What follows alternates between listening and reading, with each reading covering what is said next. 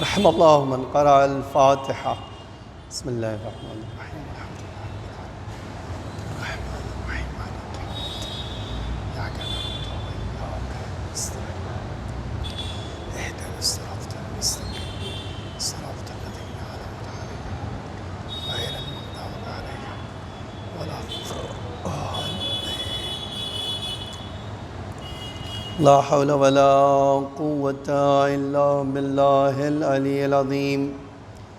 أعوذ بالله السميع العليم من الشيطان الرجيم. بسم الله الرحمن الرحيم. الحمد لله الذي لا يبلغ مدحته القائلون ولا يحصي نعمه العادون ولا يودي حقه المجتهدون الذي ليس لصفته حد محدود ولا نعت موجود ولا أجل ممدود. فطر الخلائق بقدرته ونشر الرياح برحمته ووتد بالصخور ميدان أرضه. ثم الصلاة والسلام والتحية والإكرام على بشير النذير والسراج المنير حبيب إله العالمين أبي القاسم المصطفى محمد. اللهم صل على محمد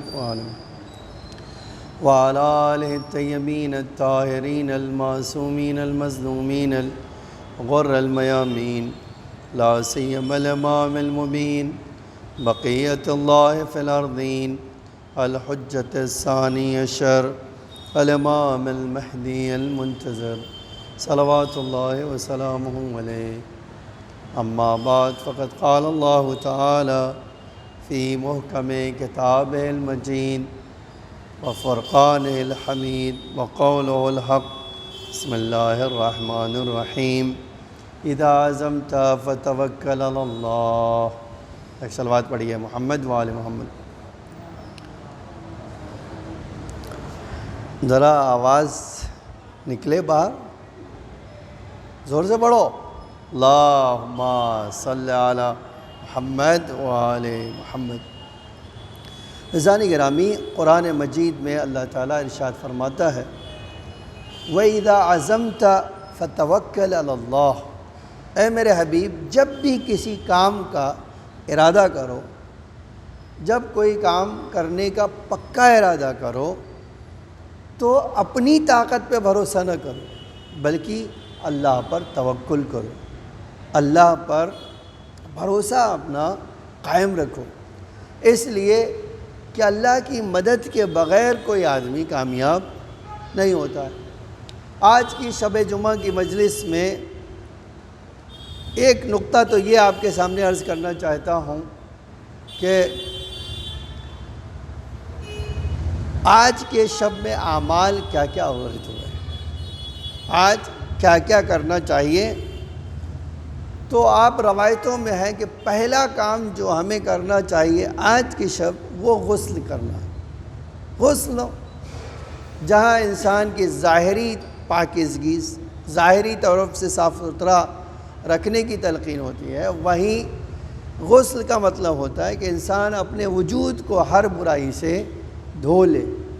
ٹھیک ہے، اسی لیے آپ دیکھیے اسلام نے نظافت کو، پاکیزگی کو، طہارت کو کیا قرار دیا ہے؟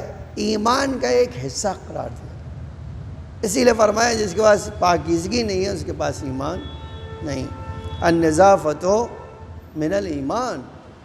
تو پہلا کام یہ ہے کہ انسان کیا کرے؟ غسل کرے.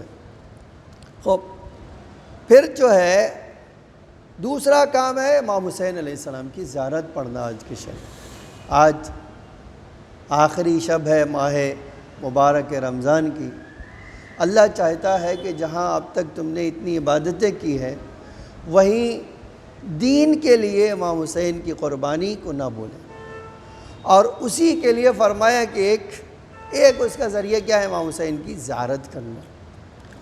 پھر 3 سورے پڑھنے کی بڑی تاکید کی گئی ہے. پہلا سورہ یہ ہے سورہ انعام پڑھو، اور دوسرا سورہ کہف پڑھنے کی تاکید ہے، اور تیسرے جو ہے سورہ یاسین۔ تو یہ 3 سورہ پڑھنا اور 100 بار استغفر اللہ و اتوب الیہ پڑھنا بھی آج کے رات میں مستحب قرار دیا، آج کے اعمال میں وارد ہوا۔ چوتھی چیز یہ ہے، شیخ صدوق جناب کلینی شیخ جو ہے روایت کرتے ہیں امام صادق علیہ السلام سے، اللہم صلی علی محمد و آل محمد، فرمایا یہ دعا پڑھنا اس آخری شب میں نہ بھولنا، اللہم ھذا شہر رمضان الذی انزلت فیہ القرآن، اے اللہ تو نے اس ماہ مبارک میں قرآن نازل کیا، وقد تسرم، و اے اللہ یہ رمضان گزر گیا، وَأَعُوذُ بِكَ بِوَجْهِكَ الْكَرِيمِ، اور اے اللہ تیرے کریم وجہ کے، تیرے کریم ذات سے پناہ مانگتا ہوں۔ کس بات کی پناہ مانگتا ہوں؟ یا ربی، اے میرے پالنے والے، ان یطلع الفجر من لیلتی ہذہ، کہ اے اللہ آج صبح ہو جائے اور یتسرم شہر رمضان، اور اے میرے معبود آج کی شب گزر جائے یا ماہ مبارک گزر جائے، وَلَكَ قِبَلِي طَبِعَةٌ، اور اے اللہ میرے ذمے میں کوئی گناہ ہو، کسی کا حق ہو، کوئی اطاعت ہو، تُرِيدُ أَن تُعَذِّبْنِي بِهِ يَوْمَ الْقِيامَةِ، اور تو اے اللہ اس گناہوں کی سزا مجھے قیامت میں دینا چاہے۔ تو آج یہ بھی شب ہے کہ میں اور آپ آج کے شب میں خدا سے پناہ مانگیں اور کہیں اے اللہ کہیں ایسا نہ ہو کہ ماہ مبارک گزر گئی یا عید کی صبح ہو گئی اور اے اللہ میرا وجود گناہوں سے ابھی بھی جھکا ہوا ہے، میرے پشت پر گناہوں کے اثرات پائے جاتے ہیں، اے اللہ میں پناہ مانگتا ہوں اور مجھے ان سارے گناہوں سے آزاد کر دے۔ اور 5ویں یہ ہے کہ انسان یا مدبر الامور یا باعث من فی القبور، یہ والی دعا پڑھے کہ اے اللہ جو میری قسمت کا مالک و مختار ہے، اے خدا جو تو میرے سارے امور کی دیکھ بھال کرنے والا ہے، اے او خدا جو مجھے مرنے کے بعد دوبارہ قبروں سے زندہ کرے گا، اے وہ خدا یا مجری البحور، اے وہ خدا جس نے زمین پر سمندروں کو جاری کیا، یا ملین الحدید لداؤد، اے وہ خدا جس نے داؤد کے لیے لوہے کو ایک دم نرم کر دیا، صلی علی محمد و آل محمد، درود ہو محمد اور آل محمد کی ذات پر، وَفَعَلْ بِهِ كَذَا، اور اپنی حاجت یہاں پر مانگ لے۔ پھر یہ جو بات اتنی دیر تک اللیلہ اللیلہ اللیلہ، اے اللہ اسی رات میں معاف کر دے مجھے، اسی رات میں، اور جو دعا چاہے مانگ لے۔ اور یہ بھی روایت میں ہے کہ جب یہ پڑھ رہے ہوں یا مدبر الامور تو اپنے ہاتھوں کو آسمان کی طرف بلند کریں اور مسلسل یہ جملہ انسان پڑھتا رہے۔ اور چھٹی دعا ہے جو سید ابن طاووس نے، شیخ کلینی نے، صدوق نے، مفید نے، توسی نے، سید ابن طاووس نے کہا ہے، صحیفہ سجادیہ کی 45 نمبر کی دعا پڑھے، ٹھیک ہے۔ اور یہ بھی آخری یہ دعا ہے، اللہم لا تجعلہ، دعا کرے کہ اے اللہ میری زندگی کا آخری ماہ مبارک یہ نہ قرار دے، اے اللہ ایسا نہ ہو کہ یہ پورا ماہ مبارک گزر گیا اور تو نے مجھے معافی عطا نہیں کی ہے۔ اور اس کے بعد جو ہے 10 رکعت نماز بھی آج کی شب میں وارد ہے، ہر ایک رکعت میں سورہ حمد کے بعد 10 بار قل اللہ اور 10 بار سبحان اللہ، اور پھر اسی طرح سبحان ربی العظیم و بحمد اور سبحان ربی الاعلی و بحمد، 2 رکعت کر کے پڑھنا ہے۔ اور جب یہ نماز سے فارغ ہو جائے تو 1000 مرتبہ استغفار کرنا ہے، اور استغفار سے جب سجدے سے سر اٹھائے، استغفار کر چکے تو سجدے میں چھوٹی چھوٹی دعا ہے وہ پڑھ لے۔ اور آخر میں آج کے اعمال میں آخر کی کیا ہے، دعائے ختم قرآن پڑھ لے۔ انشاءاللہ پورا قرآن ختم کر لیا ہے اور اس وقت ختم قرآن کی دعا پڑھ لے۔ عزیزان گرامی، ماہ مبارک اپنی رحمتوں کے ساتھ، اپنی برکتوں کے ساتھ آج اس کی آخری شب نہیں، آخری شب کل گزر گئی، آج شب عید ہوگی۔ شب عید کی فضیلت یہ ہے کہ اللہ کہہ رہا پورے ماہ مبارک میں جتنے انسانوں کو میں نے معاف کیا ہے، تنہا آج کی شب میں معاف کروں گا۔ تو ضروری ہے کہ ایک بندہ، میرے اور آپ کے جیسے خطا کار انسان، اللہ کی بارگاہ میں جائیں۔ میں نے روایت میں دیکھا کہ امام پنجم، روایت میں سنا کہ امام پنجم اس قدر اس آخری شب میں روتے تھے، استغفار کرتے تھے۔ آپ اس کی بہترین دلیل یہی صحیفہ سجادیہ کی 45 نمبر کی دعا پڑھ لیجیے۔ تو یہ ماہ مبارک جا رہا ہے تو خالی یہ ماہ مبارک اپنی برکتوں کے ساتھ جا رہا ہے، اپنی رحمتوں کے ساتھ جا رہا ہے، اپنی جو ہے کرامتوں کے ساتھ جا رہا ہے۔ تو انسان جب اس کو جائے تو یہ فیل کرے کہ مجھ سے برکت دور ہو رہی ہے۔ عزیزان گرامی، کسی بھی چیز کے لیے ایک، ابھی تک میں نے جو آپ کے سامنے کہا کہ آج کی شب جمعہ میں آپ کو اعمال میں نے سنایا اس لیے تاکہ ایک دوسرے نتیجے تک پہنچو۔ یہ اعمال دلیل ہے کیا کہ کامیاب بننا ہے تو خدا پہ بھروسہ کرنا۔ خدا پہ بھروسہ کیے بغیر دنیا میں کوئی کامیاب نہیں ہو سکتا۔ میں نے ایک جملہ آپ کو سنایا، دیکھیے یہ قرآن میں متعدد جگہ پر کہا ہے اللہ تعالیٰ کہ اللہ جو ہے ان اللہ یحب المتوکلین، اللہ انہیں دوست رکھتا ہے جو اللہ پہ بھروسہ کرتے ہیں۔ لیکن ہمارا اور آپ کا بھروسہ کیسا ہے؟ میں ایک روایت سناتا ہوں، پھر آپ کو ایک دوسرا واقعہ سنا کر مجلس مکمل کر لیتا ہوں۔ جناب یوسف کا واقعہ بڑا مشہور ہے، اور واقعہ نہیں سنانا مجھے۔ جب جیل میں چلے گئے تو جناب جبریل نازل ہوئے اور چند سوال جناب یوسف سے کیا۔ وہ سوال میرے لیے اور آپ کے لیے بھی، آپ اپنے وجود سے، میں اپنے وجود سے، ہر آدمی جو سن رہا ہے یہ مجلس وہ اپنے آپ سے پوچھ لے یہ بات۔ جناب جبریل نے جناب یوسف سے فرمایا، اے یوسف، اتنی خوبصورتی آپ کو کس نے دیا؟ آج یہی سوال اپنے آپ سے پوچھ رہے، مجھے یہ جو بدن دیا ہے، جو مجھے چہرہ بنایا، یہ باڈی بنایا، یہ صحیح سالم کس نے بنایا؟ جناب یوسف نے کیا جواب دیا؟ اے اللہ، ساری خوبصورتی دینے والا تو ہے، تیری ذات ہے۔ آج یہی جواب ہمارا بھی ہوگا، جیسا بھی ہمیں بنایا ہے کس نے بنایا ہے؟ اللہ نے بنایا، کسی اور انسان کی کوئی دخالت نہیں۔ دوسرا سوال کیا کہ اگر تمہاری محبت تمہارے باپ کے دل میں اتنی زیادہ تھی کہ تمہیں سب سے زیادہ چاہتے تھے، آج ہر اولاد اپنے باپ سے پوچھے، ہر اولاد اپنی ماں سے پوچھے، سوسائٹی میں پوچھے کہ آخر مجھے جو پسند کرتے ہو، مجھے تو دوست رکھتے ہو، اس میں رول کس کا؟ میرا ہے۔ تو جواب جناب یوسف نے کیا دیا کہ اللہ نے ہی میری محبت میرے باپ کے دل میں ڈال دی۔ یہی جواب ہمارا بھی ہے۔ کس نے ہماری محبت ہمارے والدین کے دلوں میں رکھی؟ خدا نے، ہے نا یہ؟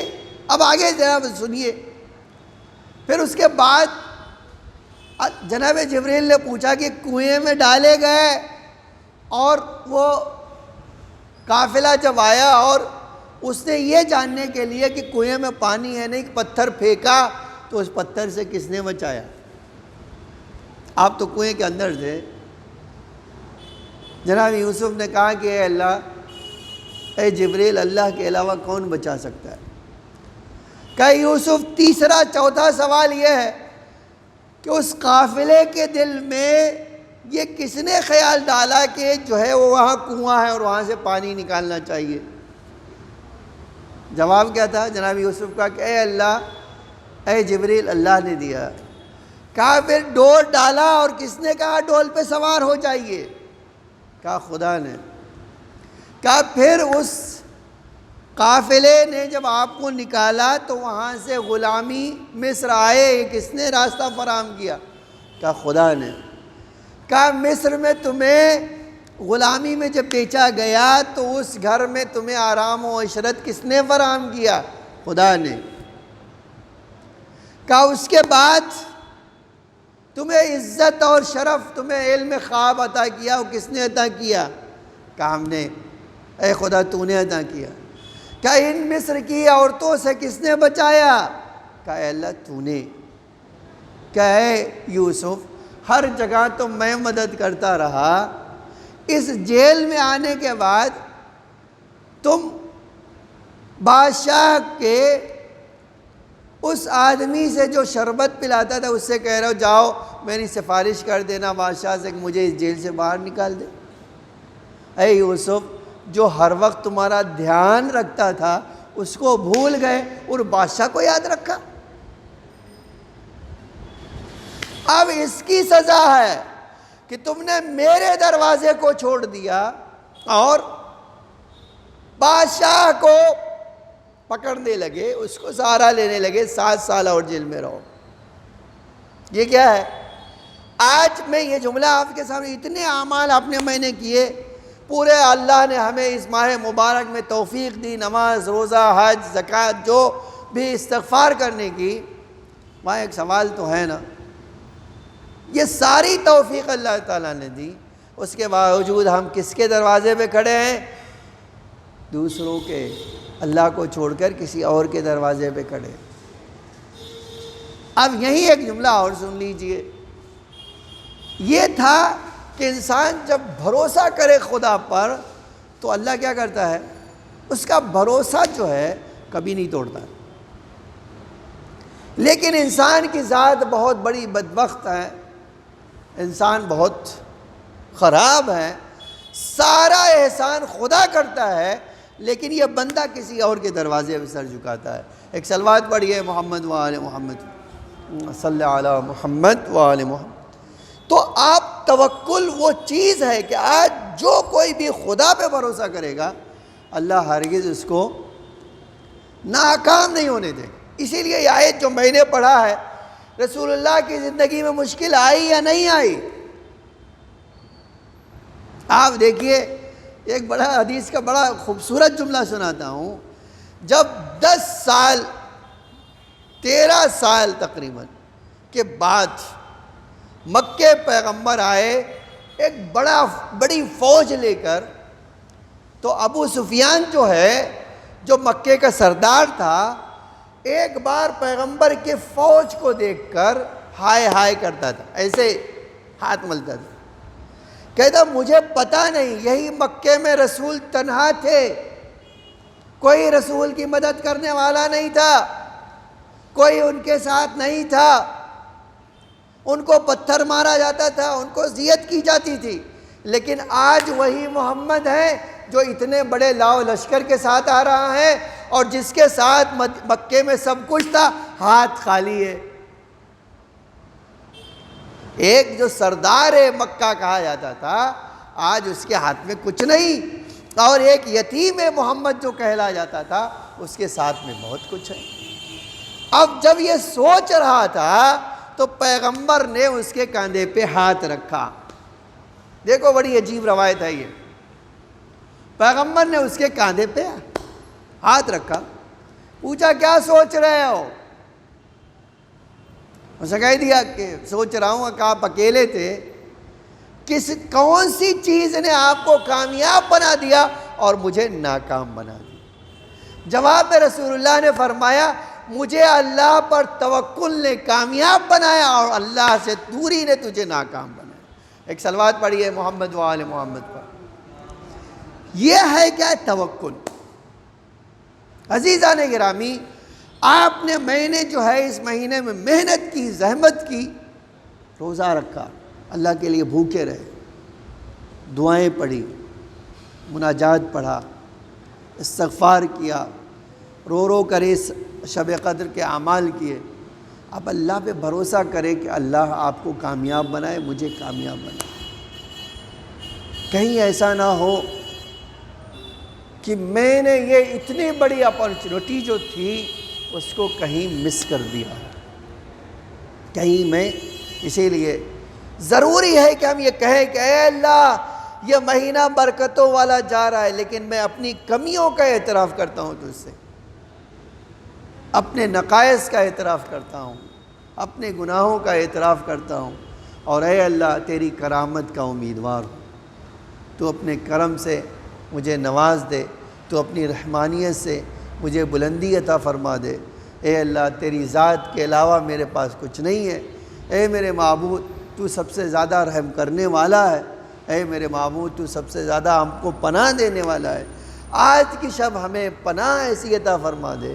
اے اللہ آج کی شب ہمارے مولا کے ظہور کو تقدیر کر دے، معین کر دے، تاکہ اے اللہ ہم تیرے امام اس ولی کے سائے میں جس کے سامنے ہمارے اعمال پیش ہوتے ہیں، جب ہم پیش ہوں تو ہمارا چہرہ ہنستا ہوا، مسکراتا ہوا، شادابی کے ساتھ، تراوٹ کے ساتھ آئے، اور ہم کہہ سکے اے میرے مولا ہمارے اعمال آپ کے لیے خوشی اور عزت کا سبب، آپ کے لیے شرمندگی کا معاذ اللہ سبب نہ ہو۔ عزیزان گرامی، اللہ پہ بھروسہ ہر انسان کو مصیبت سے نجات دے دیتا۔ آپ یہ جملہ پیغمبر کا فرمایا، جو اللہ کے نام پر توکل کرے گا اللہ اس کو ہر مصیبت سے سیکیور کر لے گا۔ یہ واقعہ آپ کے سامنے ذکر کرتا ہوں اور دعا کرتا ہوں۔ پیغمبر کی یہ حدیث آپ کو بھی سنا دیا میں نے بھی سنا، پڑھا بھی، لیکن ہمارا ایمان کیا اس حدیث پر ہے؟ جب ہم کہہ رہے کہ اللہ تیرے اوپر بھروسہ ہے اور تو ہی سب سے زیادہ بھروسے پہ کھرا اترنے والا ہے، تو واقعی یقین ہے۔ لیکن ایسا نہیں کہ ہم پہ جس طرح یقین نہیں دوسروں کو نہیں تھا۔ پیغمبر کے زمانے میں ایک تاجر تھا، اس نے اللہ کے رسول کے منہ سے یہ سنا کہ اللہ کا رسول کہہ رہا ہے جو بھی اللہ پر بھروسہ کرے گا اللہ اس کے بھروسے پہ کھرا اترے گا۔ کبھی اس کے بھروسے کو اللہ ہرگز اس کے بھروسے کو نہیں توڑے۔ ایک بار یہ بزنس کے لیے سامان خریدا اور سیریا کی طرف، مدینے سے سیریا کی طرف گیا۔ اس سے پہلے کہ سیریا پہنچتا کسی ڈاکو نے اچانک اس کے سامنے آ گئے، تلوار نکالا، چلو تیار ہو جاؤ۔ اب ایک آدمی سامان کے ساتھ، بزنس کے سامان کے ساتھ، اور اس کے سامنے اچانک اس طرح کے حالات ہو گئے تو ایک جملہ اس نے کہا کہ بھئی اگر آپ لٹیرے ہو، آپ ڈاکو ہو، مجھے مار کے تمہیں کیا ملے گا؟ پہلے لے لو، سب سامان لے لو، جاؤ چلے، میں کوئی مسئلہ نہیں۔ اس نے کہا نہیں، سامان تو تمہارا بعد میں لوٹوں گا، پہلے تمہیں ماروں گا۔ اس نے کہا وہ کیوں؟ تمہیں سامان سے اگر لے لوں، مجھے چھوڑ دو۔ اس نے کہا نہیں، میں تمہیں نہیں چھوڑوں گا۔ اب کہا کیوں نہیں چھوڑو گے؟ بھیا تمہیں لٹیرے ہو تو سامان سے کر۔ اس نے کہا جا کے ہماری شکایت کرو گے، ہم پکڑے جائیں گے اور ہمیں مار دیا جائے، تو تم بتانے ہی والے نہ رہو، اس لیے تمہاری گردن کاٹ دیتا۔ اب اس نے منت سماجت کیا اور نہیں چھوڑا اس نے۔ اس نے کہا اچھا ٹھیک ہے، مارنا ہے تو مار ہی دینا، 2 رکعت نماز پڑھ لو، پڑھ لو، ٹھیک ہے۔ 2 رکعت نماز ختم ہوئی، ہاتھ کو اٹھا کر کہا اے اللہ تیرے رسول نے کہا ہے کہ جو اللہ کے نام پر بھروسہ کرے گا تو اس کو بچائے گا، سیکیور کرے گا۔ اے اللہ میرا بھروسہ تیرے اوپر، اے اللہ میں تجھ سے صرف مدد مانگوں، اس تنہا بیابان میں کوئی میری مدد کرنے والا نہیں ہے۔ کہتے اچانک میں نے دیکھا گھوڑے پر ایک سفید لباس پہنے ہوئے آ گیا، پوچھا ہٹو، اس کو ہٹو اس کے سامنے سے۔ تو وہ ڈاکو بولا ارے تم کون آ گئے؟ اس سے کہا میں بتاتا ہوں میں کون۔ اس نے ایک حملے میں 2 ٹکڑے کر دیے، اور ٹکڑے کرنے کے بعد آیا اس آدمی کے پاس۔ جب آدمی کے پاس آیا تو اب تو یہ دیکھا کہ ہمارا مددگار ہے، وہ بھی ایسی جگہ مدد کرنے والا ہے۔ اس سے پیر کو پکڑ لیا، تم کون ہو میرے بھائی، میری اس طرح مدد کرنے کے لیے آ گئے؟ تو عجب جملہ ہے روایت کا، جواب آیا میں متوکل فرشتہ ہوں، میں اللہ کے اسی نام سے جو توکل کرنے ان کے نام سے پیدا کیے گیا ہوں۔ جیسے ہی تم یہاں آئے جبریل نے مجھے خبر دی جاؤ تم پر ایک بھروسہ کرنے والا بندہ ہے، اس کو اس طرح گھیر لیا گیا، اس کو بچاؤ۔ کہتے چشم زدن میں وہاں سے آ گئے اور جاؤ اب تمہیں اپنا سامان اٹھاؤ جاؤ، تمہیں دشمنوں کے شر سے میں نے بچا لیا، اس لیے کہ تم نے اللہ پر بھروسہ کیا، اللہ نے تمہیں دشمنوں کے شر سے بچا لیا۔ اب دیکھیں یہ جو ہے پروف ہے۔ اب یہ جملہ سنیے اور بات ختم۔ تاریخ کہتی ہے کہ وہ رسول اللہ کے پاس مدینے آئے، اس سے سارا واقعہ سنا ہے کہ اللہ کے رسول میرے ساتھ ایسا حادثہ پیش آیا۔ عجب جملہ فرمایا پیغمبر، فرمایا تم 100% سچ کہہ رہے ہو، یہ اللہ کا نام اتنی طاقت رکھتا ہے کہ اگر انسان خلوص سے کہیں بھی پکارے گا اللہ اس کی مدد کو آئے گا۔ عزیزان گرامی، آج کی شب مصائب کی شب نہیں ہے، آج شب عید ہے، تو آئیے یہی دعا کرتے ہیں، اللہم صلی علی فاطمۃ و ابیہا و بعلہا و بنیہا و سر المستودع فیہا بعدد ما احاط بعلمک۔ اے اللہ ہماری شب جمعہ میں اس ذکر کو قبول فرما، اے اللہ شب عید ہے، ہم سب پر اپنی رحمت و مغفرت نازل فرما، ہمارے گناہوں کو معاف فرما، ہمارے ناقص عمل کو قبول فرما، ہمارے مولا ہمارے آقا کے ظہور میں تعجیل فرما، زمین کو آقا کے ظہور کے لیے آمادہ فرما، ہم سب کو آقا کے حقیقی غلاموں میں شمار فرما۔ اے اللہ مومنین جہاں بھی ہوں جو پریشان ہیں ان کی پریشانیوں کو دور فرما، جو پریشان ہیں اور جو بیمار ہیں انہیں شفاء عاجل و کامل عطا فرما، انہیں تمام آفات و بلیات سے محفوظ فرما۔ اے اللہ ہماری اموات پر اپنی رحمت و مغفرت نازل فرما، ان کے درجات کو بلند سے بلندتر فرما، انہیں جوار ائمہ میں جگہ عطا فرما۔ اے اللہ ہمارے مولا کو ہم سے راضی و خوشنود فرما، ہمارے مولا کے ظہور میں تعجیل فرما، زمین کو آقا کے ظہور کے لیے آمادہ فرما، ہم سب کو آقا کے حقیقی غلاموں میں شمار فرما۔ اے اللہ مومنین جہاں پر ظالم یہودی ظلم کر رہے، اے اللہ ان ظالم یہودیوں کے شر سے مسلمانوں کی حفاظت فرما، مومنین کو کامیابی و کامرانی عطا فرما، ان کی جان و مال عزت آبرو کی حفاظت فرما۔ اے اللہ ہمیں آئندہ سال اے اللہ پھر سے روزہ رکھنے کی توفیق عطا فرما۔